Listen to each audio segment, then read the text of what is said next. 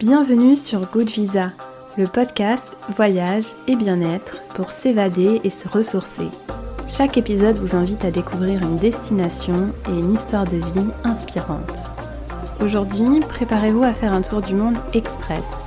Simon est photographe d'aventure et il va vous livrer ses meilleures anecdotes autour du monde. En Italie, en Indonésie, en Afrique du Sud et en Islande. Je m'appelle Camille et je vous souhaite une bonne écoute, ou plutôt un bon voyage.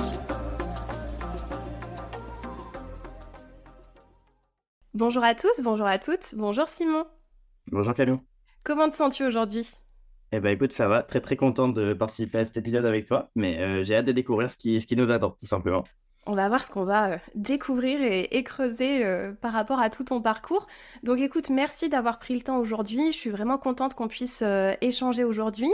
Avant qu'on se lance dans le vif du sujet, est-ce que tu veux bien te présenter pour celles et ceux qui ne te connaissent pas, nous dire d'où tu viens, quel âge as-tu, ce que tu fais et surtout ce qui te fait vibrer dans la vie ?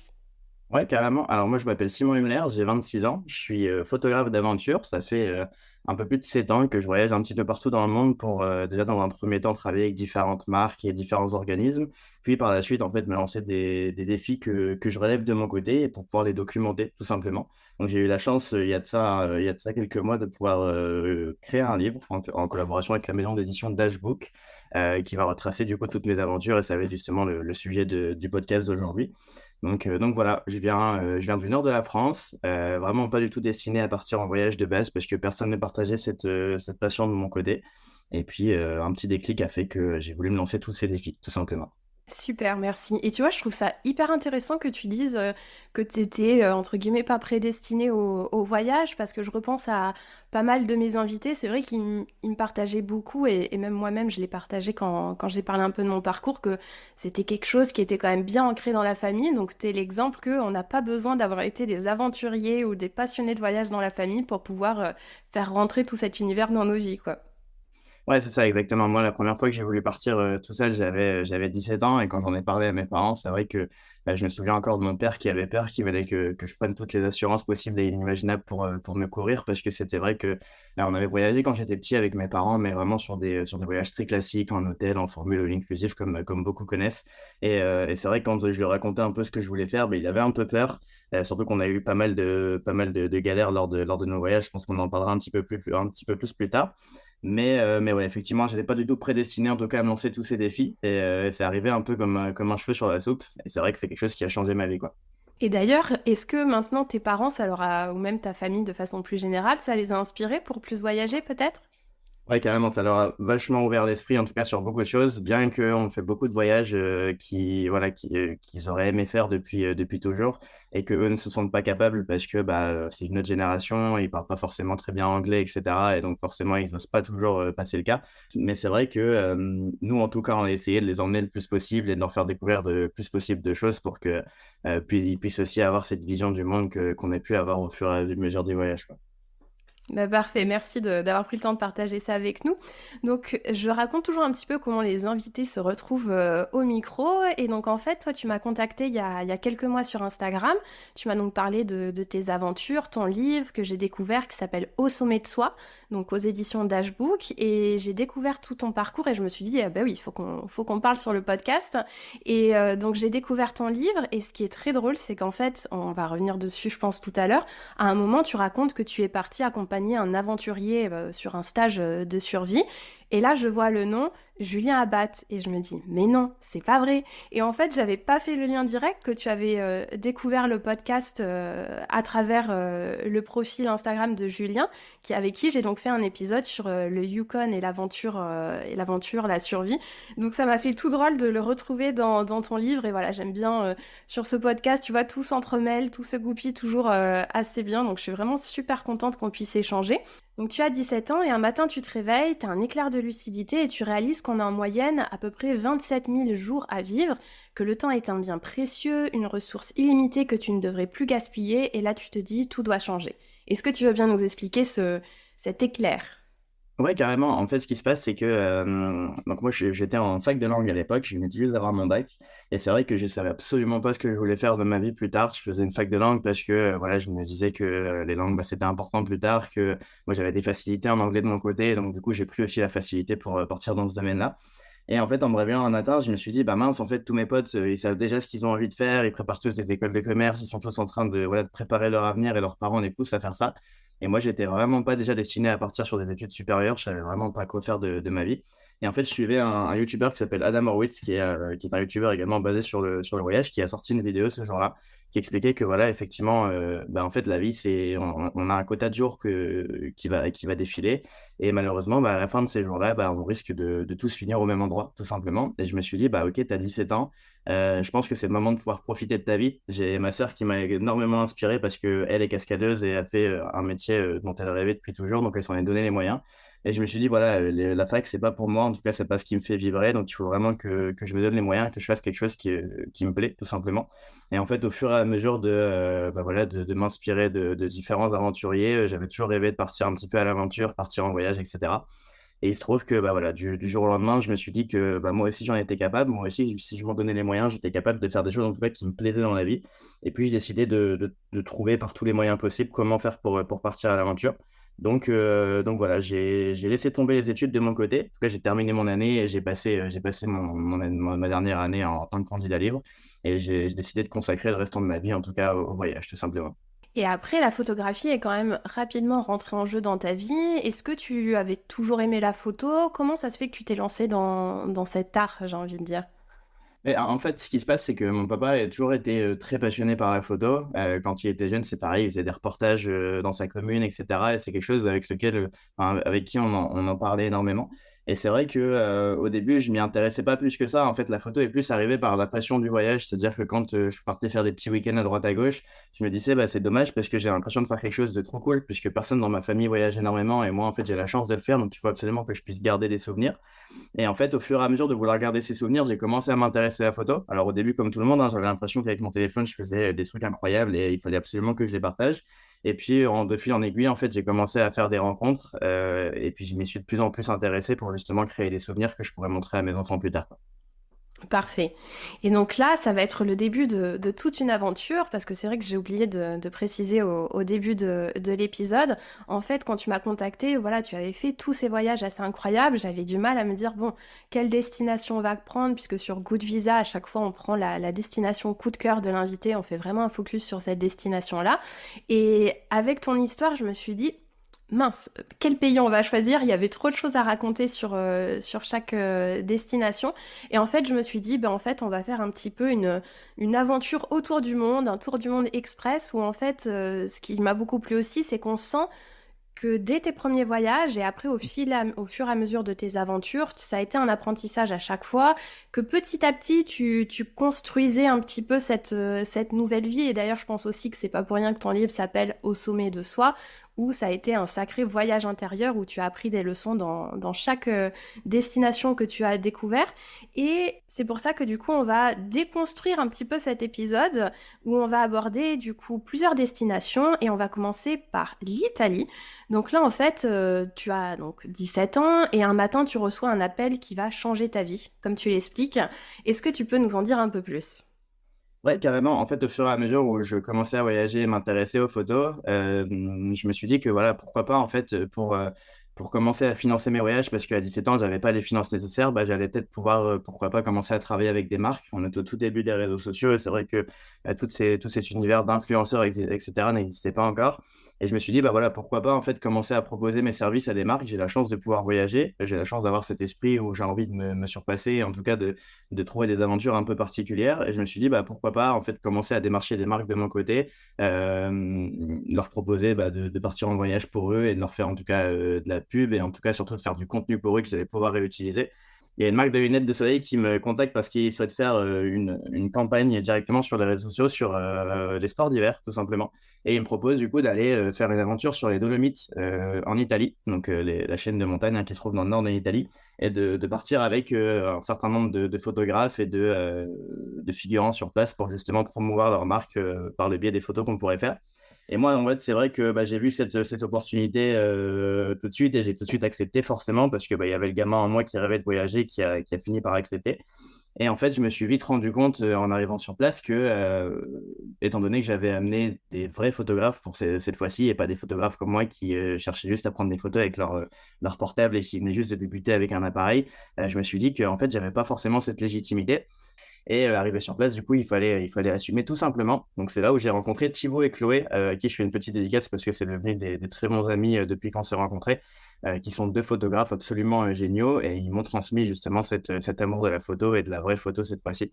Et donc, on a passé plusieurs semaines du coup sur place dans les Dolomites à consacrer notre temps à la production de contenu pour cette marque de lunettes de soleil, tout simplement. Et c'est incroyable parce que tu avais 17 ans à l'époque, comme tu dis, c'était encore les débuts des créateurs de contenu.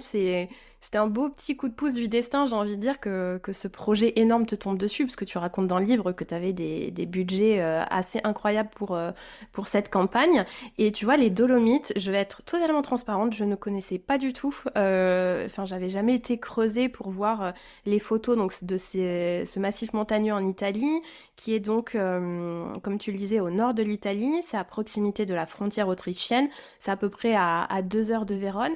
Et j'avais oublié, et tu le mentionnes aussi dans le livre, qu'ils sont inscrits au patrimoine mondial de l'UNESCO. Donc vous y êtes allé en plein hiver avec beaucoup de neige. Et j'invite aussi l'audience à aller découvrir des photos sur les réseaux, et j'en partagerai aussi sur le compte Instagram, en plein été, parce que là on voit les eaux cristallines, ces lacs turquoise émeraude entourés de montagnes majestueuses. Et voilà, tu le partages bien dans les photos. On se doute que c'est un lieu incontournable pour les amateurs de randonnée, de photos, de trek, de ski, de VTT, et aussi ce mélange de culture autrichienne et italienne.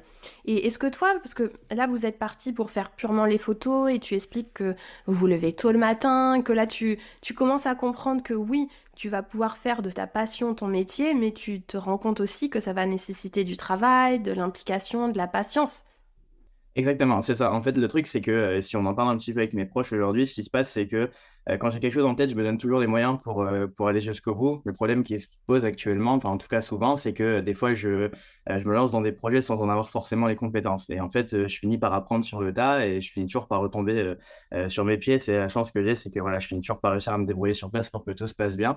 Mais effectivement, arrivé sur place, je me suis pris une grosse claque. Alors déjà, les Dolomites, pour en revenir dessus, c'est vrai que moi, quand j'ai monté l'expédition, bon, j'avais absolument jamais fait ça de ma vie. J'avais jamais organisé un voyage pour une dizaine de personnes. C'était jamais arrivé non plus. Donc, quand j'ai contacté Chloé et Thibaut, j'avais aucune idée de la destination, en tout cas, sur laquelle on allait partir au tout début. Donc, c'est vrai qu'on a monté tout ça ensemble. Et en fait, il est vrai que moi, les Dolomites, je ne connaissais pas. C'est vrai que maintenant, c'est vachement mis en avant par les réseaux sociaux, de par justement le lago di Braies qui a des eaux absolument incroyables, etc. Mais c'est vrai qu'en hiver, c'est vraiment pas la destination qui vient en premier à l'esprit parce que tout est fermé. Il y a plus d'un mètre de neige et donc c'est difficilement praticable. Et c'est vrai que quand j'ai vu la manière dont ça a été fait, et en tout cas l'osmose s'était développée sur place dans les Dolomites, j'étais un peu surpris parce que moi, je m'attendais pas à ce qu'on se lève à 4 heures du matin pour aller être les premiers sur les lieux, qui avaient tous une préparation comme celle-ci. Les premiers jours, j'ai été un petit peu déstabilisé parce que je me suis dit, OK, là, je suis arrivé dans un truc qui commence à être au-delà de mes compétences.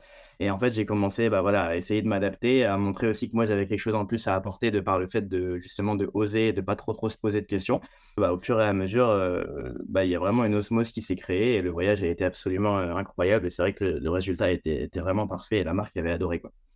Oui, et puis dans les photos que tu partages, c'est vrai que c'est hyper imposant comme destination, et ça marque vraiment pour toi les débuts d'une nouvelle vie, où tu racontes aussi dans le livre que c'est le symbole d'un rêve d'enfant qui se réalise. Et j'aime beaucoup que là tu nous partages que voilà, t'es arrivé peut-être un peu trop confiant, te disant allez, ça va se faire, et ça a été aussi une leçon d'humilité, j'imagine, sur place, de te dire ok, il va falloir persévérer, il va falloir que je fasse preuve de patience, et que tout ça se construit au fur et à mesure. Et est-ce que vous avez pu profiter un petit peu de ce que tu dis, que tout est fermé à cette saison-là? Est-ce que vous avez eu un petit aperçu, on va dire, de la culture italienne, autrichienne? Parce que j'ai l'impression que c'est un assez gros melting pot, cette région.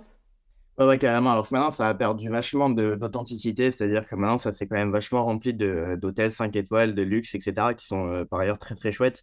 Mais c'est vrai qu'en termes d'authenticité, etc., on n'est plus trop ce que c'était avant. Du coup, on est arrivé dans une maison typique italienne, du coup, qui était juste à la frontière de l'Autriche. On avait un petit peu de route jusqu'au spot qu'on avait repéré en amont. Du coup, on avait un peu rencontré un monsieur qui était local sur place. On avait pu pas mal échanger avec lui et même sur place, quand on faisait des courses, quand on devait se débrouiller, etc., on devait voir un petit peu avec des locaux parce que rien n'était ouvert et on devait trouver une manière de contourner justement le fait que tout était fermé.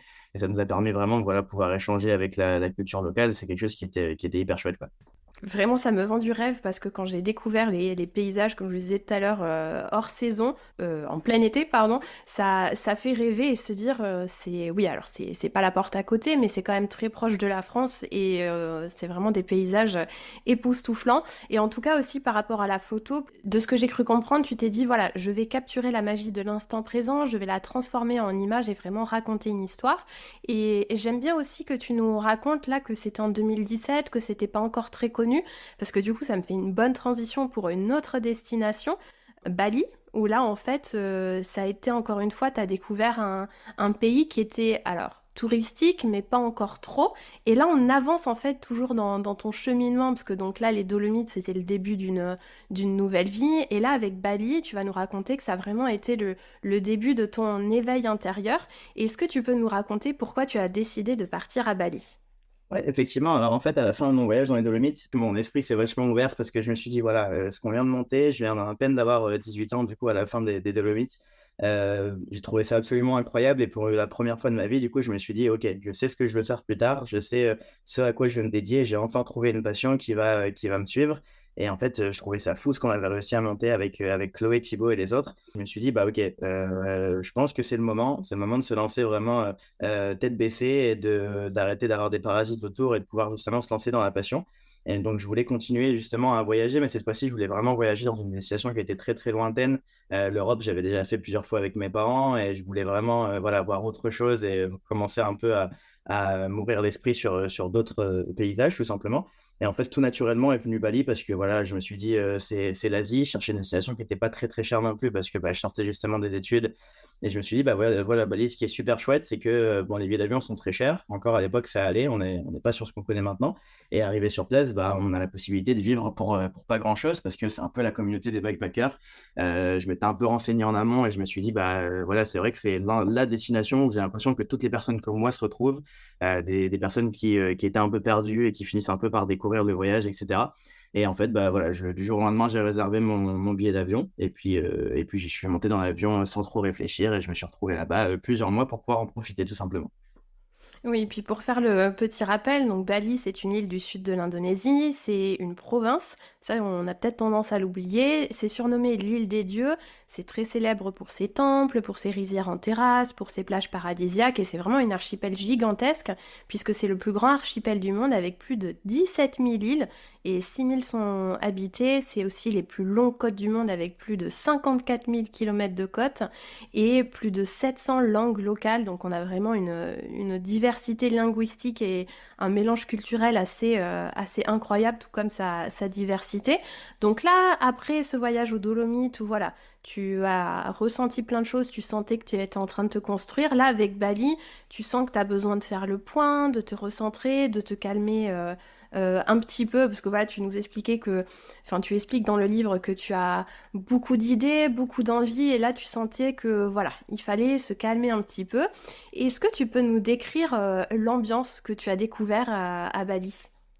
Ouais, effectivement. Alors, en fait, pour répondre un petit peu sur ce que tu disais, c'est vrai qu'à la fin de ce voyage dans les Dolomites, je me sentais un peu invincible. J'avais l'impression d'avoir tout réussi, en tout cas du haut de mes 17 ans. Et que je voulais absolument voilà, me poser, faire un point sur ce que je voulais faire. Quand je suis arrivé sur Bali, ça a été vraiment une révélation. C'est-à-dire que alors, c'est vraiment pas le Bali qu'on peut connaître aujourd'hui. C'était vraiment beaucoup plus authentique. Et arrivé sur place, j'ai vraiment découvert une culture qui était absolument incroyable. En fait, on peut pas connaître la gentillesse tant qu'on n'a pas connu les Balinais. C'est des personnes qui ont vraiment la main sur le cœur et je pense qu'on en parlera un petit peu plus après. Quand je suis arrivé sur place, en fait, c'est vraiment un pays qui est absolument incroyable et vraiment dépaysant dans le sens où toutes les choses sur lesquelles on est habitué à voir en France et en tout cas en Europe n'existent pas là-bas. C'est-à-dire qu'on arrive à l'aéroport, Il y a des scooters de partout, c'est une atmosphère complètement différente, c'est assez bruyant. Il fait très chaud aussi, quelque chose qu'on n'a pas l'habitude d'avoir ici en France. Il fait très chaud, très, très humide. Je suis arrivé en pleine nuit, sans avoir trop prévu comment aller jusqu'à mon premier Airbnb. Et j'ai dû du coup commencer à me débrouiller. Et en fait, tout de suite, je me suis rendu compte que il y a une entraide qui est absolument incroyable. Les Balinais sont toujours très souriants. Et malgré le fait que ce soit un pays qui est très pauvre et qui n'est absolument rien, ils sont toujours là pour donner un coup de main et nous aider, quoi. Oui, et c'est vrai que ça fait rêver de se dire, tu as découvert le Bali avant toute la vague des créateurs de contenu qui vont s'installer là-bas, des retraites de yoga, en veux-tu, en voilà. Voilà, une île vraiment encore préservée, assez sauvage, loin donc, de cet afflux touristique qu'on a aujourd'hui. Et tu dis que tu as été enfin, tu racontes dans le livre que tu as été à Canggu, enfin, je sais pas si je le prononce bien, une ville de surfeurs et qu'elle t'a vraiment marqué cette île. Effectivement, donc c'est Canggu. Donc Canggu est une petite ville qui se trouve dans le sud-ouest de l'île de Bali, tout simplement. Et je suis arrivé à Canggu, on est vraiment sur une communauté de backpackers, de Balinais qui vivent au bord de la plage, qui vivent simplement des cours de surf qu'ils peuvent donner, et puis des donc, ventes de noix de coco qui se trouvent au bord de la plage. Et quand je suis arrivé sur place, j'ai été hyper surpris et surtout hyper emballé parce qu'il y avait vraiment cette atmosphère qui était très good vibes, très très chouette qui se dégageait. On a des petits cafés au bord de l'eau qui sont tenus par des locaux qui sont hyper sympas. Il y a de la bonne musique toujours partout. En fait, les gens sont super de bonne humeur. Quand j'ai mis un premier pied à Canggu, en tout cas le premier soir lors du coucher du soleil, je me suis dit que j'avais enfin trouvé un endroit qui me correspondait avec des gens qui étaient comme moi et je voulais rester là pour toujours, quoi. J'adore. Donc oui, là, en fait, tu découvres vraiment un monde où le temps s'écoule différemment, comme tu le dis. Et tu me parles aussi dans le livre de thérapie de l'océan, parce que donc tu as beaucoup surfé et tu racontes que ça a été vraiment pour toi une sorte de méditation en mouvement. Est-ce que tu peux nous en dire un peu plus? Ouais, effectivement. Alors, le premier soir où je suis arrivé sur Canggu, je suis arrivé dans un endroit où il y avait des vagues qui étaient immenses et je voyais tout le monde qui se réunissait au même endroit, toujours au même moment pour aller surfer. J'ai toujours trouvé que c'était la classe de réussir à surfer, être à l'océan comme ça, etc. Moi, j'ai toujours été attiré par l'eau, j'ai toujours aimé nager, mais j'ai jamais réussi trop à prendre le temps, surtout de mon côté. Mon gros défaut, en fait, c'est que voilà, je suis incapable de rester au bord d'une plage pendant 1 heure pour lire. Je suis incapable de ne rien faire, tout simplement. Et je me suis dit, voilà, sur place, de toute façon, il va falloir que je m'occupe parce que je suis venu pour faire plusieurs mois, en tout cas, sur cette destination-là. Et je me suis dit, bah, pourquoi pas commencer à prendre des cours de surf. Donc, en autodidacte, en fait, j'ai commencé à aller à l'eau petit à petit, découvrir comment faire pour se mettre sur une planche, comment faire pour pagayer, aller jusqu'au large, etc. Et je me suis vite rendu compte que, effectivement, en fait, l'océan apportait une réelle thérapie. Pour la première fois de ma vie, en fait, j'arrivais à passer des heures à ne penser à rien, juste penser à où me placer dans l'eau, savoir comment me lever sur ma planche et essayer de lire un petit peu le rythme de l'océan. Et donc, j'ai passé au fur et à mesure de mon séjour sur Bali la plupart de mon temps à l'eau, justement, pour apprendre à surfer. Et ça a été vraiment une thérapie pour moi parce que, alors déjà, c'est très bon pour la santé, ça apporte énormément de bienfaits au niveau du corps, au niveau de la tête, parce que bah, on doit vraiment être concentré tout le temps et en même temps, on a ces vagues qui viennent nous bercer. Et ça a été vraiment une première révélation pour moi, quoi. Et j'aime bien parce que tu rentres vraiment dans les détails sur cette thérapie. Tu nous rappelles que c'est un bain de bien-être naturel de par les ions négatifs de l'air marin qui vont du coup produire beaucoup de sérotonine dans notre corps. Et voilà, cette source d'énergie vitale, toute cette harmonie, cette guérison qui en découle, même ne serait-ce que sans forcément aller faire des leçons de surf et se lancer dans cette discipline-là, ne serait-ce que voilà, aller marcher sur le bord de l'océan, on sait tous que ça apporte un bien-être absolue. Donc j'ai vraiment beaucoup aimé que tu parles de tout ça, vu qu'en plus, ben, voilà, Good Visa, c'est le voyage, mais aussi tout ce bien-être qu'on découvre en voyageant. Et tu t'attardes aussi beaucoup sur les villageois que tu as rencontrés, où là aussi tu expliques qu'à l'époque, vu que c'était pas encore aussi touristique, ils étaient dans certains endroits très étonnés de voir des étrangers. Et malgré ça, tu avais le sentiment d'être chez toi. Et comme on le disait tout à l'heure, les gens que tu as rencontrés t'ont bouleversé avec par exemple Wayan que tu as rencontré au tout début. Est-ce que tu veux bien nous raconter cet épisode? Ouais, donc effectivement, moi, ce qui se passait, c'est que dès lors qu'on commençait à un petit peu sortir des villes très connues, on commençait à avoir vraiment des paysans et des locaux qui n'avaient pas l'habitude de voir des Français sur place. Et donc, un matin, je veux partir visiter un temple qui s'appelle le temple Ulundanu, qui se trouve dans le nord de l'île, qui est maintenant très, très connu, qui se trouve en plein milieu de l'eau et qui est un endroit hyper paisible et vraiment très, très chouette. Et donc, je pars très, très tôt dans la nuit pour me dire que je vais réussir à avoir le lever de soleil sur place. Et donc, on part pour 3 heures de scooter, plus ou moins, à travers, du coup, toute l'île. Dès lors qu'on part, en fait, on commence à avoir un petit souci, c'est que des pluies tropicales commençaient à tomber. Quand il pleut à Bali, ça rigole pas, c'est pas comme la France, il y a vraiment des gros déluges. Plus on monte au nord de l'île, plus les routes commencent à être délabrées et de moins en moins praticables. Et au bout de quelques temps, au niveau du scooter, on commence à taper un dos d'âne et notre scooter, en fait, crève. Et on se retrouve là en plein milieu de la nuit, en plein milieu de l'île, sans réseau, sans quoi que ce soit, un petit peu bloqué. Et en fait, sur le bord de la route, on a toujours un petit peu des paysans qui travaillent, peu importe l'heure qu'il est. Il va y avoir également aussi des personnes qui sont là pour mettre de l'essence. Alors, c'est rigolo parce que, pour la petite anecdote, ils mettent de l'essence dans des bouteilles en verre d'alcool et qui viennent mettre un colorant à l'intérieur pour les vendre sur le bord de la route. Mais non, dans des bouteilles d'alcool? Ouais, ouais, c'est rigolo. En fait, il y a des bouteilles de vodka vides et ils viennent les remplir d'essence et ils restent éveillés toute la nuit sur le bord de la route pour que les gens puissent faire le plein. Donc, c'est vrai que c'est rigolo et au début, c'est un peu troublant. Et donc, je finis par rencontrer une dame dans un premier temps sur le bord de la route qui vendait de l'essence et je lui explique un peu notre problème. Et c'est tout bonnement qu'elle nous présente à Wayan, qui était quelqu'un de sa famille. Et en fait, ce monsieur a décidé effectivement de nous aider. Il voulait faire, en fait, voilà, c'était déjà qu'on se retrouve pas tout seul en plein milieu de la nuit.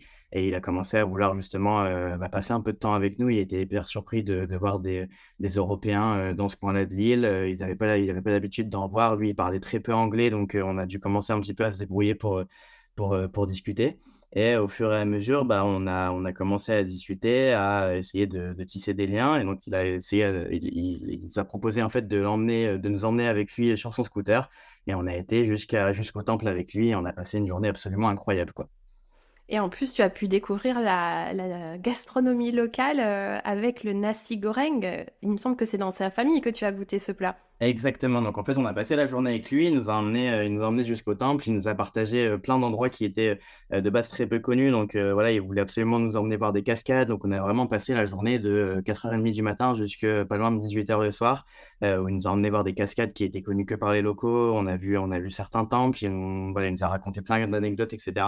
Et le soir, moi, j'étais hyper reconnaissant et je voulais absolument pas voilà, le laisser partir comme ça sans le remercier. Lui refusait toute aide et quoi que ce soit venant de notre part. Et à la fin, il voulait absolument qu'on aille partager un repas avec lui et sa famille. Alors, il faut savoir que voilà, les familles balinaises, pour donner un ordre d'idée, le SMIC à Bali est d'une cinquantaine d'euros, en tout cas pour les paysans. Ils gagnent très très peu d'argent et c'est vrai que voilà, ils vivent dans des maisons qui sont à peine habitables, en tout cas pour nous en France. C'est des tôles sur le toit, ça va être des tapis au sol pour les protéger, etc.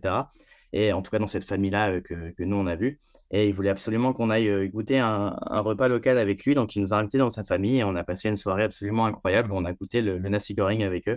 Donc, le nasi goreng, c'est du riz frit avec des œufs et du poulet avec une sauce cacahuète. C'est absolument délicieux et j'ai jamais réussi à le refaire en France pour le coup. Ça a été une soirée qui m'a absolument marqué parce que, encore une fois, c'est des personnes qui n'ont absolument rien et qui nous ont aidés et qui nous ont tout donné, quoi. Oui, et puis ça fait un petit peu voyage, enfin rendez-vous en terre inconnue, ce moment que tu racontes. C'est ça, on se croyait un peu dans Pékin Express, quoi. Oui, voilà, ou même Pékin Express. Et tu expliques aussi que c'est surtout les rencontres humaines qui font la magie de ces voyages que tu as pu faire. Et par rapport à toute cette gentillesse, cette générosité, cette hospitalité des habitants, tu expliques qu'en fait, ça a été une vraie leçon de vie pour toi, que ça t'a transformé et tu t'es dit qu'à partir de ce moment-là, la bienveillance, tu voulais que ça soit ancré en toi. Mais complètement, en fait, c'est vrai qu'en grandissant en France, on n'est vraiment pas, on n'a pas l'habitude de voir ce type de mentalité. On est un petit peu chacun pour soi.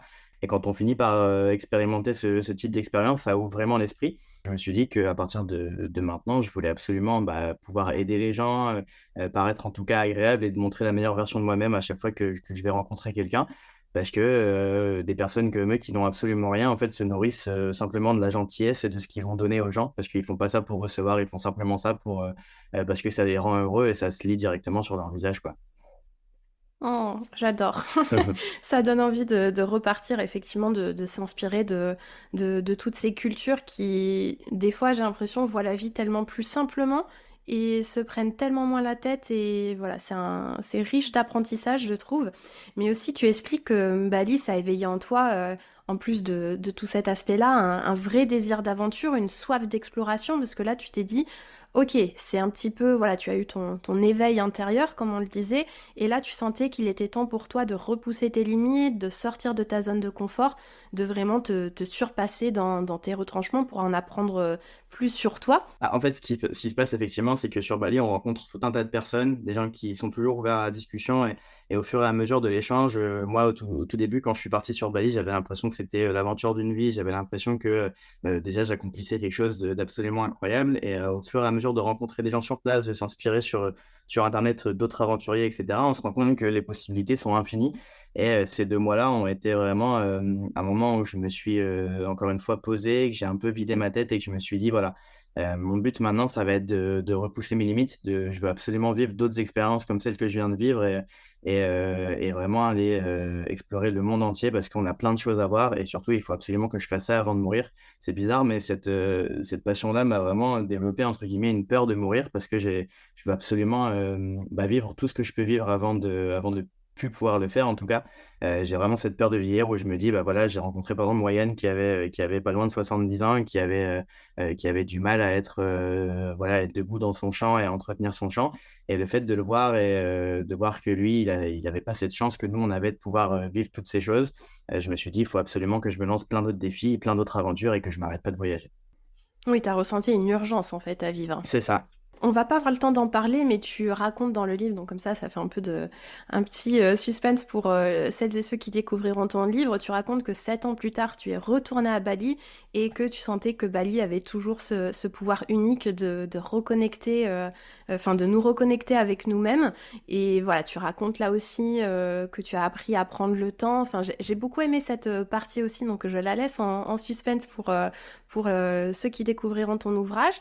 Et donc là, après, petit à petit, ça va faire la transition vers une autre étape dans ton voyage intérieur avec l'Islande, où là, voilà, c'était vraiment se confronter, comme on le disait, à quelque chose de plus intense pour pouvoir te surpasser. Et vraiment, là, ça a été une exploration à couper le souffle. Est-ce que tu peux nous en dire plus sur ce départ en Islande? Ouais, effectivement. Alors, ma femme avait toujours rêvé de partir en Islande de par les chevaux islandais qu'on voit un petit peu partout. Ça a été un gros rêve de son côté. Et moi, je m'y intéressais, mais vraiment de loin en tout début, parce que voilà, je connaissais pas plus le pays que ça. Je me suis vraiment intéressé à ce pays-là, où c'est vraiment le pays propre à l'aventure. Il y a absolument presque aucune civilisation, en tout cas sur les pays, sur les villes qui se trouvent en dehors de la capitale. Et on a des volcans, on va avoir des océans qui sont toujours hyper éveillés. On va avoir vraiment toute la nature qui se déchaîne. Et donc, on a décidé de partir et vraiment de ne pas faire encore une fois un voyage, on va dire, confortable. Donc, on a décidé de louer une voiture et de faire cette fois-ci, du coup, le tour de l'île, vraiment en autonomie complète et avec un seul et unique objectif, celui d'escalader le Vatnajökull, qui est le plus gros glacier qui reste en Europe actuellement.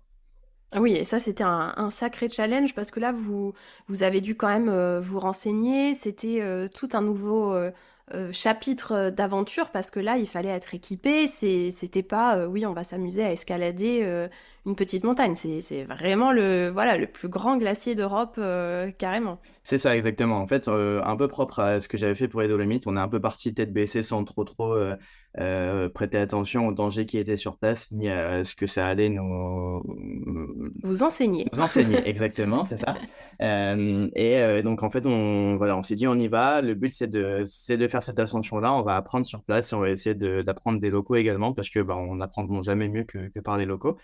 Et c'est vrai qu'en arrivant sur place, on est arrivé face à un monstre. Là, fallait pas rigoler parce que bah, voilà, les glaciers, c'est rempli de crevasses, c'est rempli de dangers également avec le mouvement constant qu'il apporte. Et c'est vrai que on a commencé un petit peu à avoir la pression parce qu'on ne se sentait pas du tout capable de faire ça. On n'avait absolument aucune expérience en alpinisme de notre côté. Et c'est vrai que là, ça relevait d'une course d'alpinisme qui était assez relevée.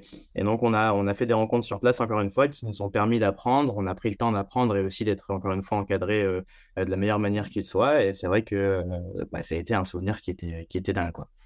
Oui, parce que même si, comme tu dis, vous partez, parce que je me suis mal exprimée tout à l'heure, mais même si vous partez pas nécessairement préparé, quand même une fois sur place, vous vous dites, ok, il faut qu'on s'entoure. Voilà, vous n'êtes pas parti complètement imprudent et inconscient. Vous avez pris le temps de prendre de bonnes bases avant de vous lancer dans ce périple.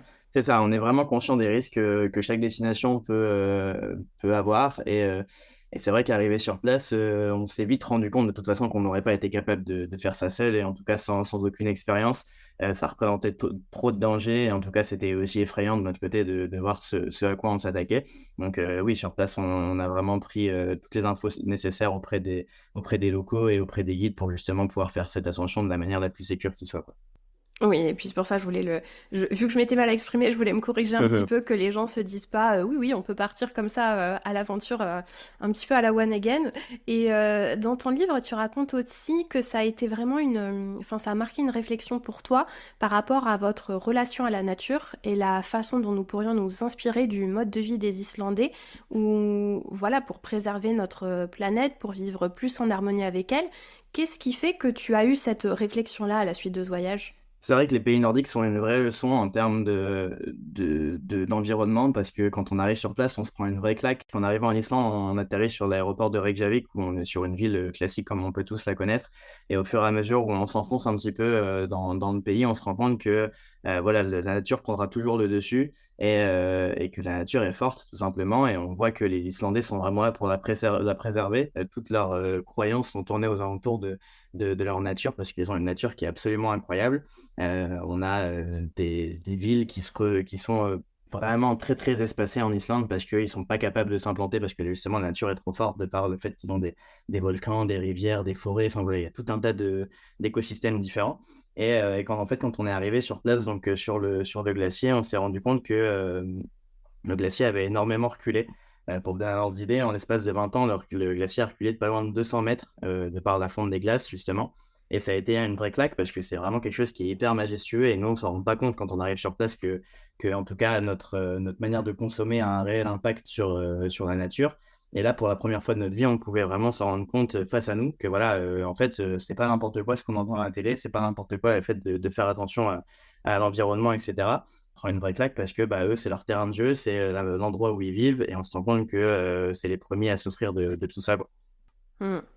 Et tu racontes aussi que tu sens pour eux qu'en fait la nature c'est vraiment un partenaire de vie essentiel, c'est une source d'inspiration, c'est pas seulement juste un décor, ils sont vraiment en harmonie avec cette nature. Exactement, il va y avoir énormément d'Islandais qui vont vivre dans des petites cabanes en plein milieu de la nature et c'est d'ailleurs une réflexion qui a été encore plus loin de notre côté quand on est parti en Laponie, on en parlera tout à l'heure. Mais voilà, ils vivent en harmonie avec la nature. Certains se chauffent uniquement avec le bois, ils cultivent et ils mangent uniquement ce qu'ils cultivent. Et en fait, on se rend compte tout de suite que bah voilà, s'ils respectent pas la nature, et bah toute leur vie va réellement s'écrouler. Ils ont des rituels qui sont au milieu de la nature. On a également expérimenté des bains qui maintenant sont très connus, qui s'appellent le Blue Lagoon en Islande, mais qui est vraiment un cadeau de la nature et qui leur permet de soigner certaines maladies. Donc c'est vrai que pour eux, voilà, la nature fait partie vraiment intégrante de leur vie et ils ne se verraient pas avancer sans elle.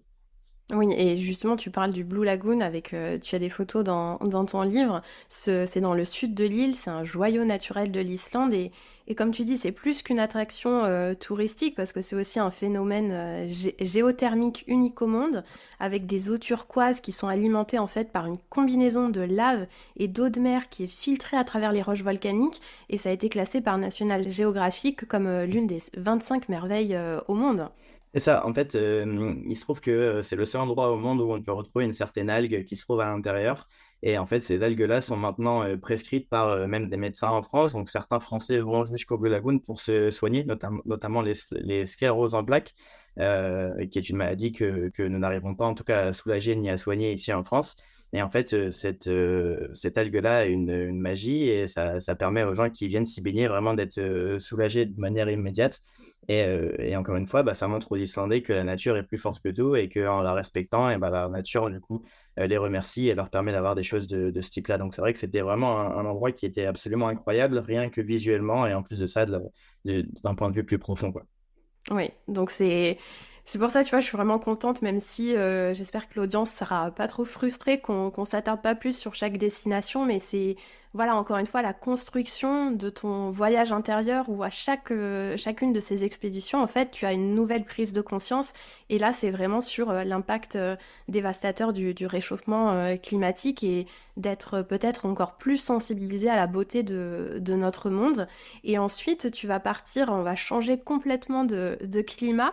Après ce grand froid, vous allez partir donc avec ta femme en Afrique du Sud pour là vous consacrer un paysage complètement à l'opposé. Est-ce que tu peux nous expliquer maintenant pourquoi vous êtes parti en Afrique du Sud, s'il te plaît?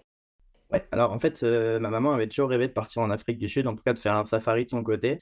Et en fait, tout bonnement m'est venu l'idée parce que j'ai un ami qui est fan de cette culture-là. Je fais une petite dédicace à Xavier, qui m'a permis justement de découvrir tout cet univers. Et donc, du coup, on a décidé justement, effectivement, de prendre un vol jusque Johannesburg pour aller voir le parc national Kruger. Donc là, voilà, l'idée du parc sur place, c'est que c'est un safari, mais moi, je voulais absolument pas faire un safari encadré avec, encore une fois, des hôtels 5 étoiles, avec des rangers qui vont nous faire remonter dans leur voiture et avec des animaux qui sont en fait plus ou moins enfermés parce que ça revenait au même pour moi que de se retrouver aux eaux, tout simplement. Donc, en fait, l'avantage du parc Kruger, c'est que c'est un parc qui est vraiment gigantesque, dans lequel on va se retrouver. Et donc là, on est sur des safaris qui se font en complète autonomie, c'est-à-dire qu'on n'est absolument pas encadré. On se retrouve seul dans notre voiture au milieu justement de la savane et du bush africain. Et donc là, on a la possibilité du coup de voyager entre les différents camps qui se trouvent dans le parc pour justement trouver les animaux sur place, faire des découvertes qui sont absolument folles. Et c'est vrai que c'est un voyage qui nous a beaucoup marqué. Oui, parce que là, en fait, je me demande si c'est pas, enfin, c'est peut-être moi qui surinterprète, mais que là, après l'Islande, d'avoir vu cette nature de plus près, vous avez eu envie de creuser un petit peu plus là-dessus, et là, de vous sentir vraiment immergé, là, ce coup-ci, de vous rapprocher encore plus des animaux, et aussi, tu le dis, de ressentir cette excitation de la découverte, cette adrénaline de la traque, la satisfaction de trouver les animaux par vous-même, en fait. Mais effectivement, en fait, encore une fois, c'est un petit peu ce côté urgence qui m'a donné envie d'y aller. C'est qu'on entend parler tous les jours que voilà, des espèces sont de plus en plus en voie de disparition, que nos enfants n'auront pas la chance de voir des rhinos, par exemple. Et tout bonnement, je me suis dit, voilà, il faut qu'on se rapproche encore une fois de la nature et qu'on se dépêche d'aller voir des choses qu'on n'aura plus la chance de voir plus tard.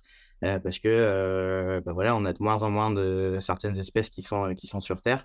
Et c'était vraiment une destination qui est arrivée d'un point de vue logique pour nous parce que ça alliait vraiment ce côté aventure qu'on avait commencé à avoir en Islande où on est très autonome dans notre voiture, on n'a pas d'itinéraire particulier à respecter. Et en même temps, il y a ce côté track où on ne sait vraiment pas sur quoi on va tomber. Il faut rester très très attentif parce que mine de rien, on peut avoir un rhino ou un lion qui se trouve tout de suite sur notre droite quand on prend un virage. Et donc, c'était hyper excitant comme voyage, effectivement. Et comme tu le disais là, pour les espèces, tu précises dans ton livre par rapport au rhinocéros qu'en 2021, par exemple, le parc n'abritait plus que 2800 rhinocéros, alors qu'en 2008, il y en avait 10 000. Donc ça fait une baisse de près de 70%. Et c'est vrai que c'est alarmant. Enfin, on entend tous ces chiffres, mais j'imagine qu'une fois là-bas, ça doit saisir un peu aux tripes. Et en parlant de rhinocéros, vous avez eu une sacrée rencontre avec un rhino. On a eu effectivement une sacrée rencontre. Pour expliquer un petit peu aux gens, le parc se divise en plusieurs camps, à l'intérieur desquels nous, on est autorisé à dormir pour être justement en sécurité. Donc, c'est des camps qui sont barricadés pour pas que les animaux puissent rentrer à l'intérieur, sinon ce serait beaucoup trop dangereux. Et dans chacun de ces camps, il se trouve une carte sur laquelle on peut trouver chacun des animaux, sauf les rhinocéros, justement parce qu'ils sont trop traqués et qu'on a énormément de braconniers qui se trouvent sur place, qui sont justement à la recherche de leurs cornes parce que ça leur permet de faire de les revendre et de faire des médicaments en Asie. Et donc, du coup, les rhinocéros sont voilà, très, très protégés. Et c'est limite si les rangers, en tout cas, qui sont là pour protéger les espèces, veulent qu'on les voit. Et donc, dans ces camps, on a la possibilité également de discuter avec certains rangers qui proposent des activités particulières qui sont La une rando traque? en fait à l'intérieur. Ouais, c'est ça la track, donc une rando dans le bush africain. L'idée en fait, c'est que voilà, on part avec eux le matin. Nous, les seules règles qu'on a en tout cas à l'intérieur du parc est de ne pas sortir de la voiture parce qu'encore une fois, certains n'arrivent pas encore à le saisir, mais on est sur des animaux sauvages qui n'ont pas forcément l'habitude de voir des humains et tout peut très très vite tourner très mal. Et donc un matin, on part avec deux rangers pour partir track. Donc le but de cette track-là n'est vraiment pas de voir des animaux. Ils nous l'expliquent bien dès le début, c'est-à-dire que eux sont armés parce que avant toute chose, leur but à eux, c'est que les humains en sécurité. Donc malheureusement, s'il faut agir pour que les humains soient en sécurité, alors ils le feront. Mais donc le but vraiment de cette track, ça va être vraiment d'en apprendre un peu plus sur la manière dont les animaux ont de se déplacer, voilà, voir les traces au sol, voir un petit peu leurs déchets, comment ils ont l'habitude de se déplacer, etc. Et donc au bout une heure et demie de track, moi, j'aperçois derrière un gros buisson quelque chose de gris qui bouge un petit peu. Donc, tout bonnement, en fait, on ne devait pas faire de bruit. Donc, j'appelle le ranger et je lui explique que je vois quelque chose qui bouge derrière le buisson. Et lui, il voyait absolument rien dès le début. Donc, voilà, ça a pris 5 bonnes minutes avant qu'il finisse par l'apercevoir. Et au moment où il l'aperçoit, en fait, on aperçoit que derrière le buisson, que c'était pas un éléphant au loin, mais que c'était bien un rhino qui se trouvait à une dizaine de mètres de nous. Donc c'est là où ça a commencé à être la panique parce que les rhinos, c'est quelque chose, bon déjà c'est quelque chose de très très impressionnant, hein. Ça fait plusieurs tonnes, c'est quelque chose qui est vraiment très gros. Et donc le rhino en fait finit par prendre peur à partir du moment où le ranger le voit et il se met à commencer à nous charger. Et donc là, ça a été un petit peu la panique parce qu'on voit un rhino qui court à une trentaine de kilomètres heure sur nous et qui se trouvait vraiment à proximité. Donc en fait, on a eu le ranger vraiment qui nous a sauvé la vie parce que, alors c'était un rhino, donc malheureusement, il n'avait pas le droit d'utiliser son arme. Il aurait eu trop de problèmes, lui, à tirer sur un rhino, même si c'était pour protéger des humains. Donc en fait, il finit voilà, par jaillir son fusil et essayer de lui faire peur et surtout à crier très très fort. Il a eu un instinct qui était absolument fou. Et en fait, le rhino a fini par prendre peur et il a reculé d'une quinzaine de mètres et a pas arrêté de nous fixer jusqu'à ce que nous, on finisse par s'en aller. À savoir que voilà, les normes sur place, c'était de vraiment pas courir et vraiment pas quitter le rhino des yeux parce que on sait jamais ce qui peut se passer quand il est dans notre dos. Donc, on a fini par reculer petit à petit et lui montrer que voilà, on n'était pas là pour lui faire du mal ni pour lui faire peur. Et ça a été vraiment 5 à 10 minutes vraiment hyper intense parce que on sentait que d'un moment à un autre, il pouvait encore une fois se remettre à nous courir dessus, quoi. Et ça va super vite, il me semble, en plus, les rhinos. Ah ouais, ouais, c'est impressionnant. En fait, on se rend pas compte quand on les voit parce que voilà, c'est des gros colosses, c'est très très lourd et ils se déplacent de manière très très lente. Mais c'est vrai que quand on les voit courir, c'est vraiment impressionnant. Le shot d'adrénaline, je suis trop en train d'imaginer la scène, même si je l'avais déjà lu dans ton livre, c'est vrai que de le réentendre, c'est toujours aussi impressionnant. Et moi, il y en a une qui m'a beaucoup marqué aussi, si tu veux bien nous raconter, celle avec les éléphants. Parce que ça, je me demande si t'as pas même eu plus peur avec les éléphants qu'avec le rhino. Bah, en fait, on a eu plus peur avec les éléphants parce qu'effectivement, quand on était avec les rhinos, on était encadré. Donc, c'est vrai qu'on avait vraiment cette impression que le ranger gérait le truc. Là, pour les éléphants, c'était autre chose. Surtout que les éléphants avaient eu lieu avant le rhino. Donc, c'était vraiment la première expérience. Et ça a été pour moi, effectivement, l'une des plus grosses peurs que j'ai pu avoir, en tout cas pendant mes expéditions. Ce qui se passe, donc, comme j'expliquais au début, on est vraiment en totale autonomie sur place. C'est-à-dire qu'on est dans notre voiture. Donc, nous, on avait un 4x4 sur place. L'idée, c'est qu'on signe une décharge en rentrant dans le parc. Comme quoi, s'il arrive quoi que ce soit, de toute façon, on est là pour se débrouiller, qu'il n'y aura pas de personnes pour nous aider. Et donc, en fait, le parc se décompose en deux parties. On va avoir des routes principales et ensuite, on va avoir des routes un peu secondaires où ça va être vraiment des chemins de terre qui sont assez. Enfin, voilà, il y a beaucoup de cailloux, des roches, etc. C'est très peu praticable. Et donc, un matin, on commence à monter un peu plus dans le nord. Au fur et à mesure du voyage, on le prenait en assurance parce qu'on commence à avoir cette habitude de croiser des éléphants, de croiser des zèbres, de croiser des girafes. Enfin, voilà, ça commence à être une habitude. Et ça, c'est une petite parenthèse que je veux faire. C'est vrai que l'être humain est bien fait sur certains points. C'est qu'on s'habitue très vite à notre environnement. Mais ça peut être également très mauvais parce que sur des environnements comme ceux-là qui peuvent être très vite hostiles, il faut jamais s'habituer à ça parce que ça peut justement très vite tourner au drame. Et c'est là où nous, on a fait une erreur de notre côté. Donc on prend un chemin secondaire et on a une dizaine d'éléphants qui se met à traverser la route devant nous. Donc nous, par habitude, voilà, on sait qu'il faut garder une petite distance de sécurité, donc ils étaient à une dizaine de mètres de nous. Et donc ils traversent la route et ils se mettent sur le bas-côté pour manger dans les arbres. Donc quand c'est comme ça, il faut savoir faire preuve de patience parce qu'on se retrouve avec une dizaine d'éléphants et s'ils décident de barrer la route pendant des heures, on n'a pas le choix que d'attendre. Et on était déjà resté un petit moment devant eux. Et en fait, il se trouve que moi, j'ai commencé à prendre la décision, du coup, à vouloir avancer. Ça arrivait régulièrement que, voilà, on roulait à côté des éléphants et dès lors que on était assez rapide, il se passait absolument rien. Et au moment où je commence à redémarrer la voiture, on a un premier éléphant, du coup, qui était la maman, du coup, des 7 autres qui étaient avec elle, qui se met à battre des oreilles. Donc, il faut savoir que quand un éléphant se met à battre des oreilles et à taper du pied par terre, c'est très mauvais signe. Il annonce en fait qu'il va commencer à charger. Et donc, ça a été très vite. Il a commencé à se mettre à courir sur la voiture. Donc en fait là, voilà, ça a commencé un petit peu à être la panique dans la voiture, mais dans ces moments-là, moi j'essaye Oh là de là. me focus en tout cas sur une porte de sortie, en tout cas sur une solution pour essayer d'éviter le danger. Donc en fait, en enclenchant la marche arrière, on commence à reculer le plus vite possible, et c'est en regardant dans la caméra de recul qu'on se rend compte qu'il y avait un autre éléphant qui était derrière la voiture. Et en fait, on se rend compte que si la maman s'était mise à charger, c'était parce qu'elle pensait qu'on empêchait du coup, je pense, son enfant à passer, tout simplement. Ouais. Et donc, ce qui se passe, c'est que donc on avait la maman qui nous courait dessus sur l'avant de la voiture, et en regardant dans la caméra de recul, forcément, l'autre éléphant, voyant qu'une voiture lui court, enfin, lui recule dessus, on a un deuxième éléphant qui se met à nous courir après. Donc là, on se retrouve un peu pris au piège de chaque côté au niveau des éléphants. Donc, ça a commencé à être vraiment la grosse panique. Donc, tout ça, ça s'est passé très, très vite. Mais c'est vrai que sur le moment, on a l'impression que le moment est beaucoup plus long. Et en fait, dans un élan de lucidité, j'ai réussi à déraper et à aller du coup dans le côté de la route qui était très peu praticable. Donc, autant me dire que voilà, la voiture était complètement défoncée, on l'a griffé de partout, on s'est pris des rochers, on s'est pris un peu de tout. Et donc, on a roulé sur une quarantaine de mètres où les éléphants ont continué à courir après la voiture. Et en fait, voyant qu'on s'éloignait d'eux, ils ont fini par arrêter. Donc, ça nous a valu une voiture de location, mais c'est vrai que ça a été un moment assez stressant, quoi. Mais c'est incroyable parce que ils ont quand même continué à vous poursuivre un bon petit moment après, quoi. Ouais, ouais, effectivement, non, on le voyait. Et encore une fois, un éléphant, ça roule enfin, ça court extrêmement vite. Ça court extrêmement vite, et justement, ça court des fois plus vite qu'une voiture, parce que ce qui se passe, c'est que nous, on est limité en termes de vitesse sur le parc, parce que bah, en roulant dans le bush, malheureusement, on peut se retrouver sur un jaguar, on peut se retrouver sur une panthère, on peut se retrouver sur n'importe quel type d'animal. Et donc, il faut aussi faire attention parce que ça aurait pu amener vers un autre danger. Et c'est vrai que quand ils sont arrêtés, on a soufflé un bon coup et on a eu du mal à s'en remettre. Et c'est bien que tu aies précisé au début que tu as senti que vous avez peut-être trop pris vos aises, que vous étiez voilà à vous adapter à ce nouvel environnement et que ça a été une belle leçon aussi pour toi de se dire, ok, il faut, comme on le disait, toujours être bien préparé et que notre pire ennemi en fait c'est le stress. Et là en fait ce qui vous a sauvé c'est que tu as réussi à prendre une décision rapidement et efficacement en fait. Et oui, c'est ça. Et je pense que toutes les personnes qui nous écoutent vont se retrouver là-dedans. C'est que voilà, quand on se trouve dans une nouvelle destination, souvent on est au début hyper émerveillé par tout ce qu'on voit, que ce soit d'une voiture différente de ce qu'on a l'habitude de voir, par un paysage un peu différent ou une culture un peu différente. Et au fur et à mesure où on passe du temps sur place, l'humain finit par s'adapter. Et du coup, alors c'est très bien sur des situations un peu compliquées ou sur des situations dangereuses. Mais c'est vrai qu'en voyage, nous, on se fait souvent la remarque avec ma femme, c'est que c'est dommage parce qu'au début, on est émerveillé, puis plus le temps passe, moins on va l'être.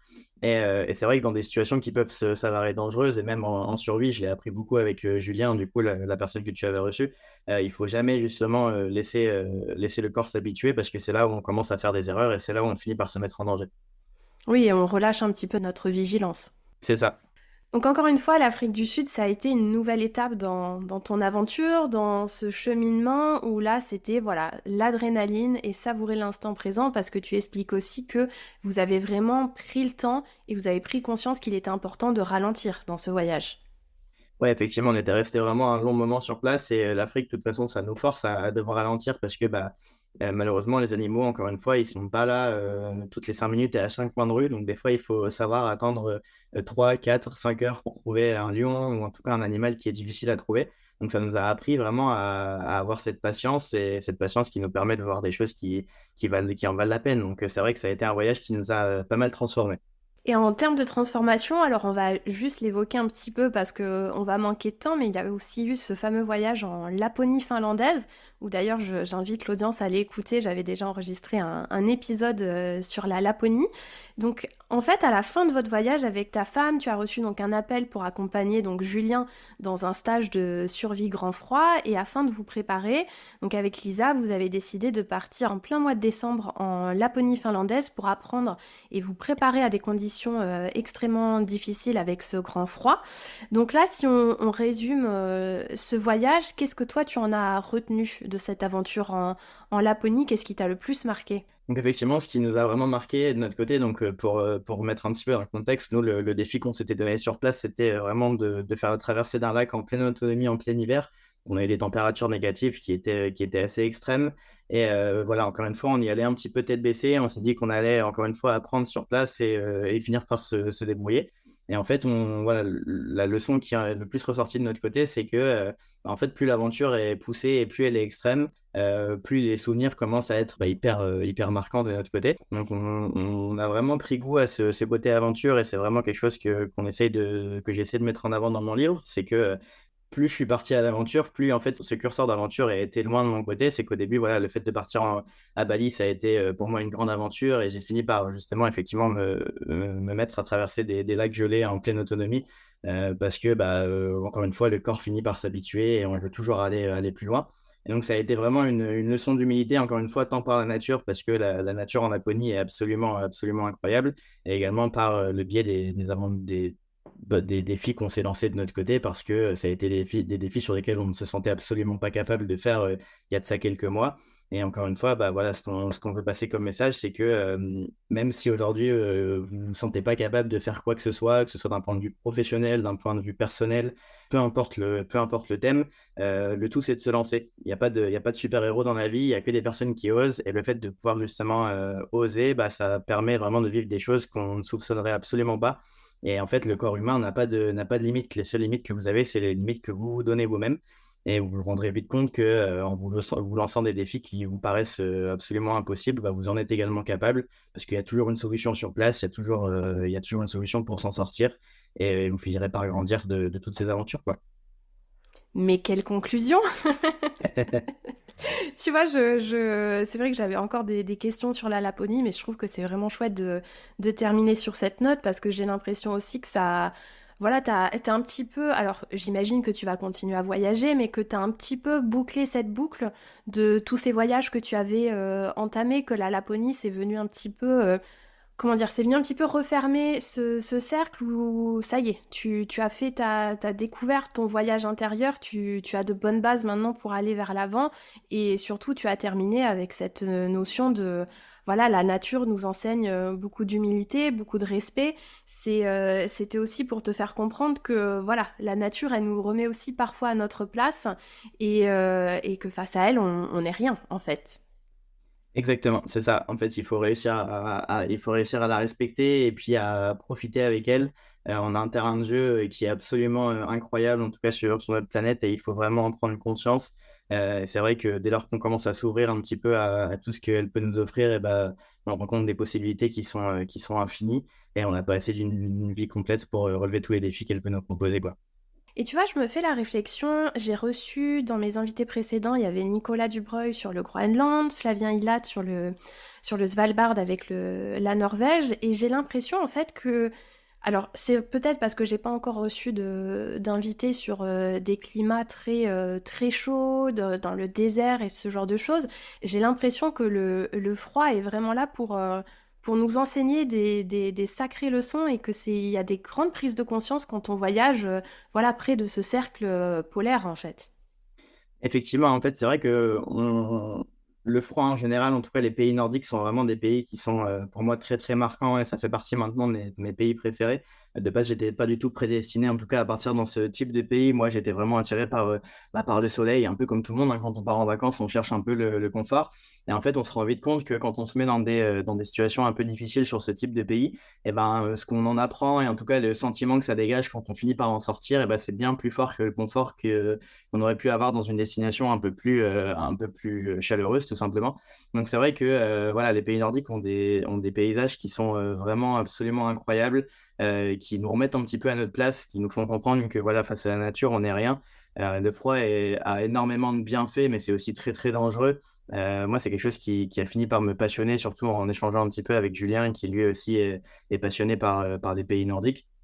C'est vrai que voilà, rien qu'en termes de bienfaits et tout ce que ça peut apporter au corps, c'est vraiment un outil qui est absolument dingue.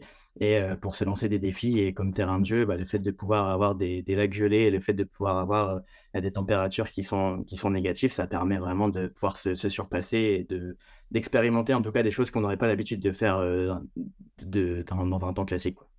Oui, parce qu'aussi, j'ai beaucoup aimé, tu disais dans le livre que c'est dans l'inconfort que nous découvrons qui nous sommes réellement. Et ça me fait penser aussi à une phrase qu'on dit beaucoup dans le yoga, dans le yin yoga, où d'ailleurs j'ai fait un épisode avec un professeur de yin yoga qui est parti beaucoup voyager au Texas. Bref, pardon, je reviens sur ce qu'on disait, où en fait dans le yin yoga, on dit il faut trouver le confort dans l'inconfort. Et j'ai l'impression que c'est un petit peu ça aussi avec le froid en fait. Mais c'est ça. Moi, j'ai appris pendant nos aventures dans le froid et pendant toutes les autres aventures qu'on a pu faire après, j'ai appris à méditer, chose que je faisais absolument jamais avant parce qu'encore une fois, je suis incapable de rester 10 minutes sans rien faire et à me vider la tête. Et en fait, quand on se retrouve seul face à soi-même sur des situations un peu difficiles, et ben, on finit par développer des appétences, et en tout cas des compétences sur des choses qu'on ne soupçonnait pas. Voilà, moi j'ai adoré méditer en plein milieu du lac gelé parce que c'était difficile pour nous, il faisait très froid et c'était difficile à surmonter. Et le fait de pouvoir méditer et se poser un petit peu et en tout cas se vider la tête et juste se dire que voilà, tout va bien et qu'on est en train juste de faire quelque chose qui va nous faire grandir, et ben, ça permet vraiment de relativiser et de reprendre un petit peu ses esprits, quoi. Super. Écoute, je suis ravie qu'on ait pu faire ce petit tour du monde express. J'ai envie de dire, là, j'espère que l'audience est partie aussi loin que moi. J'ai bien les paysages en tête. Donc, toutes ces aventures, on peut les retrouver dans ton livre, Au sommet de soi, donc édité aux éditions Dashbook. C'est vraiment une invitation, voilà, comme tu l'expliquais avec cette conclusion, à réaliser que nos barrières, finalement, elles sont mentales. C'est une invitation à faire tomber ces croyances limitantes. On suit tout un processus et je pense que les gens pourront se découvrir au fur et à mesure de tes aventures. Et on ne s'est pas trop attardé sur la photographie là dans les destinations qu'on a abordées, mais tu as bien évidemment des photos splendides sur toutes ces traversées. Donc c'est un livre que je recommande très chaleureusement à l'audience. Encore merci Simon, merci d'être venu sur le micro de Good Visa. Est-ce que tu es déjà en train de préparer une prochaine aventure peut-être? Eh ben déjà, merci à toi Camille, merci de m'avoir donné la chance de partager un peu tous ces voyages. Ouais, alors de toute façon, je suis incapable de vivre une seule seconde sans penser aux prochaines aventures. Donc on prépare plein d'aventures différentes. On revient tout juste d'un gros road trip sur la côte ouest américaine de notre côté. Et donc on est en train de préparer là, en hommage à notre chien, on a un petit husky à la maison. Et en hommage, on aimerait l'emmener dans le nord de la Norvège.